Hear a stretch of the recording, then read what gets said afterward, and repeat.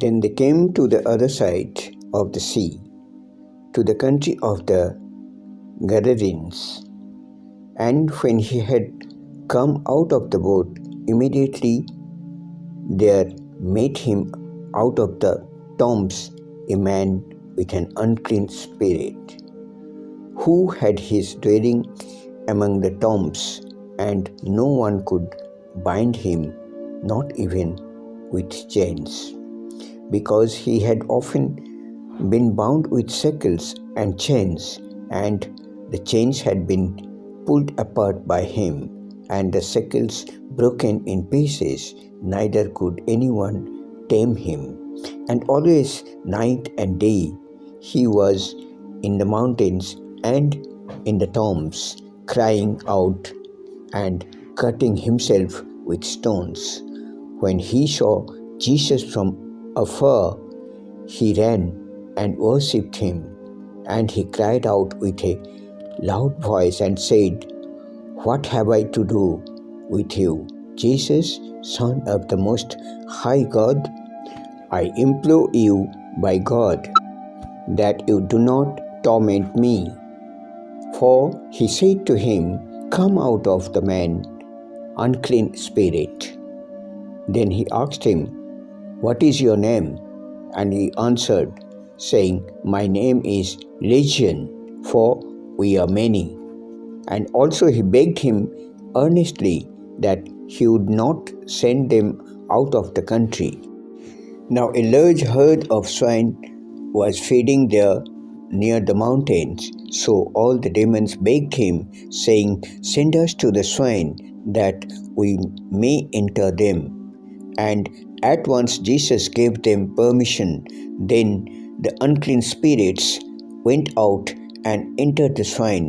There were about 2,000, and the herd ran violently down the steep place into the sea and drowned in the sea. So those who fed the swine fled, and they told it in the city and in the country, and they went out to see what it was that had happened. Then they come to Jesus and saw the one who had been demon possessed and had the legion sitting and clothed and in his right mind, and they were afraid. And those who saw it told them how it happened to him who had been demon possessed and about the swine. Then they began to plead with him to depart from their region.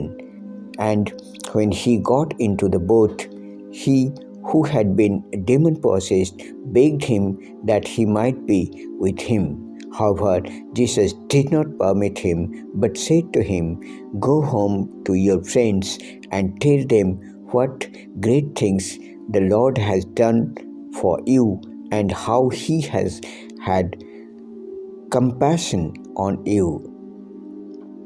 And he departed and began to proclaim in Decapolis all that Jesus had done for him, and all marveled. Now, when Jesus had crossed over again by boat to the other side, a great multitude gathered to him, and he was by the sea. And behold, one of the rulers of the synagogue came, Jairus by name, and when he saw him, he fell at his feet and begged him earnestly, saying, "My little daughter lies at the point of death. Come and lay your hands on her, that she may be healed, and she will live." So Jesus went with him, and a great multitude followed him and thronged him. Now a certain woman had a flow of blood for 12 years, and had suffered many things from many physicians. She had spent all that she had, and was no better, but rather grew worse. When she heard about Jesus, she came behind him in the crowd and touched his garment. For she said, "If only I may touch his clothes, I shall be made well." Immediately, the fountain of her blood was dried up, and she felt in her body that she was healed of the affliction. And Jesus, immediately knowing in himself that power had gone out of him, turned around in the crowd and said, "Who touched my clothes?" But his disciples said to him, "You see the multitude thronging you, and you say, 'Who touched me?'" And he looked around to see her who had done this thing.